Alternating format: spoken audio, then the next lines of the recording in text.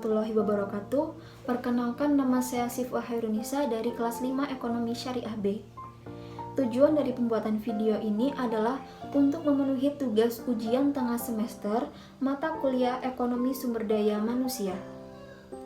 Dalam video ini, saya akan membahas tentang dinamika pasar tenaga kerja.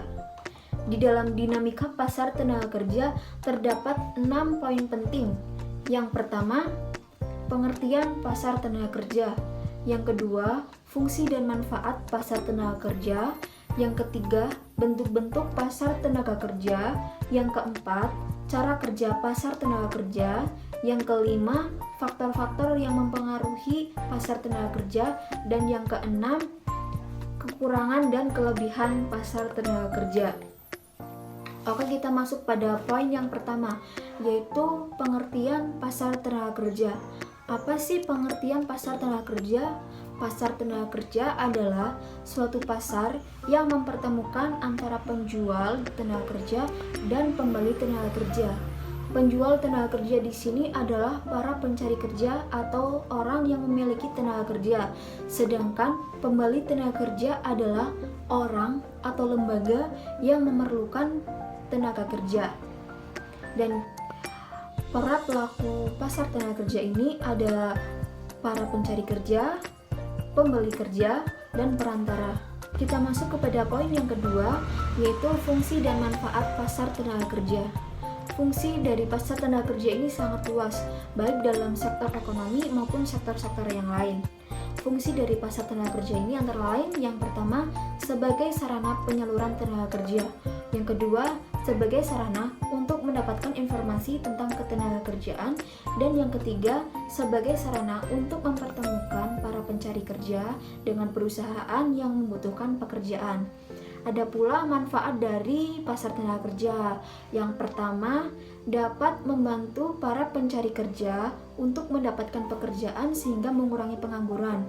Yang kedua, dapat membantu para perusahaan atau lembaga-lembaga untuk mencari tenaga kerja sehingga mendapatkan tenaga kerja. Dan yang ketiga, membantu pemerintah untuk mengatasi permasalahan ketenagakerjaan. Kita masuk kepada poin yang ketiga, yaitu bentuk-bentuk dari pasar tenaga kerja. Ada 4 bentuk pasar tenaga kerja. Yang pertama, pasar tenaga kerja yang bersifat persaingan sempurna. Artinya, banyak perusahaan yang membutuhkan tenaga kerja dan penawaran serta permintaannya pun seimbang. Yang kedua, pasar tenaga kerja yang bersifat monopsi. Artinya hanya ada satu perusahaan yang membutuhkan tenaga kerja, namun tenaga kerja atau para pencari kerjanya itu sangat banyak. Yang ketiga, pasar tenaga kerja di pihak pekerja. Dan yang keempat, pasar tenaga kerja monopoli di kedua belah pihak atau monopoli bilateral. Poin yang keempat adalah cara kerja pasar tenaga kerja. Cara kerja pasar tenaga kerja, bisnis, dan rumah tangga bertemu untuk transaksi layanan tenaga kerja.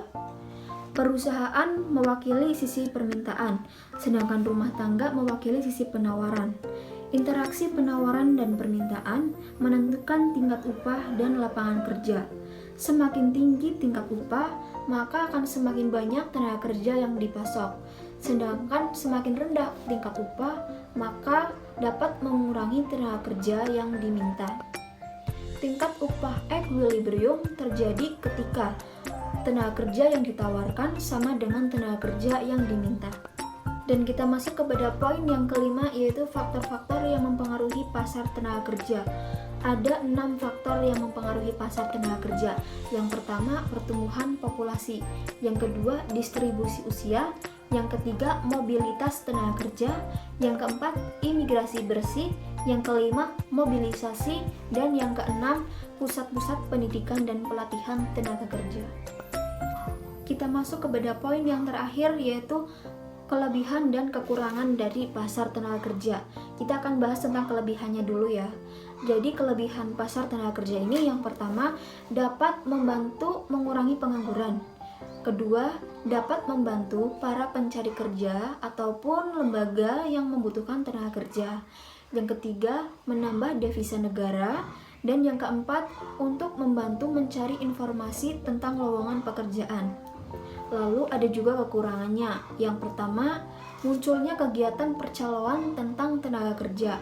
Dan yang kedua, munculnya penipuan ataupun kekerasan terhadap calon tenaga kerja.